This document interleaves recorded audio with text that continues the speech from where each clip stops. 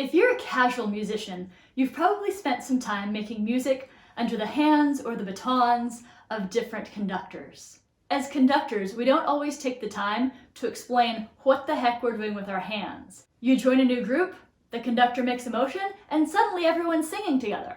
How is that happening? Is it magic? Believe it or not, there are techniques to conducting. The job of a conductor varies from education to preparing a group to leading a group seamlessly through a performance together. Our main job is to make sure that the ensemble understands what they're supposed to be doing and when. It's that simple. However, there are things we can do as conductors to assist in better music making, and there are things that we can do that sometimes might detract from music making. We want to make sure we're demonstrating a good alignment and posture that doesn't have any excess tension, and that will encourage our musicians to show the same. The most important things for you to note are the following. We work on a plane in the middle of the air, kind of like a lap that doesn't exist unless you're sitting down. We use something called an ictus. That ictus is a place where our hands change direction, and we want to keep that a fairly predictable place so that you know where to look.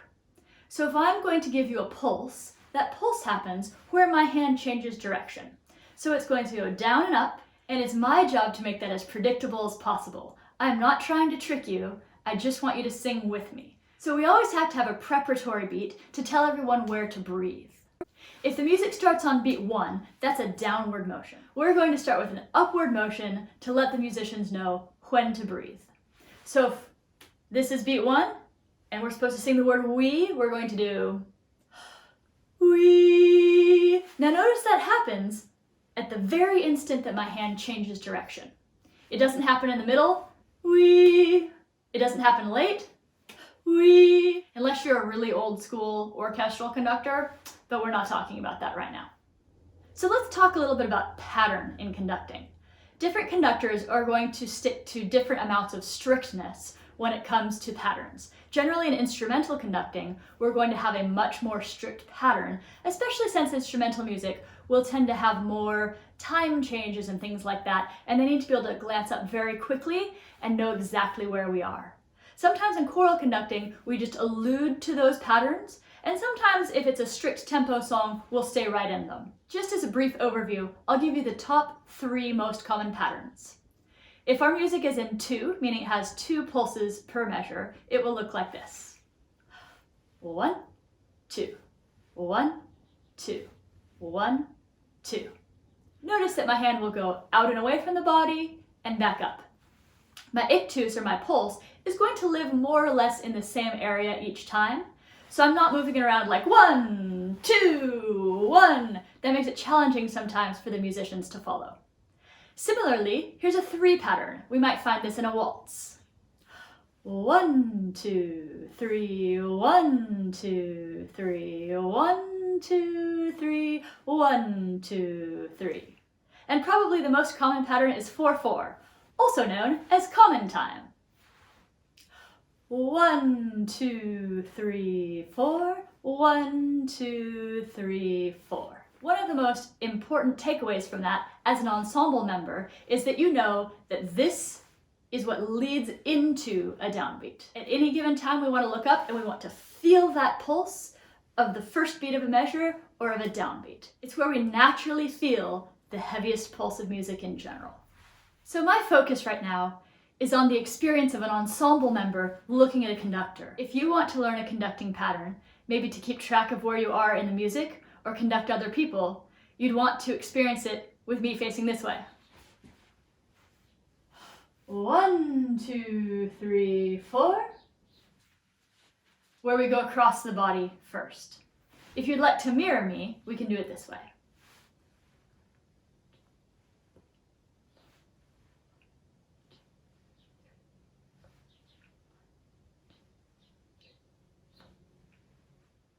Now, if we're in a piece of music that uses extensive rubato, or even more of a free ballad style, those patterns tend to become even more free form.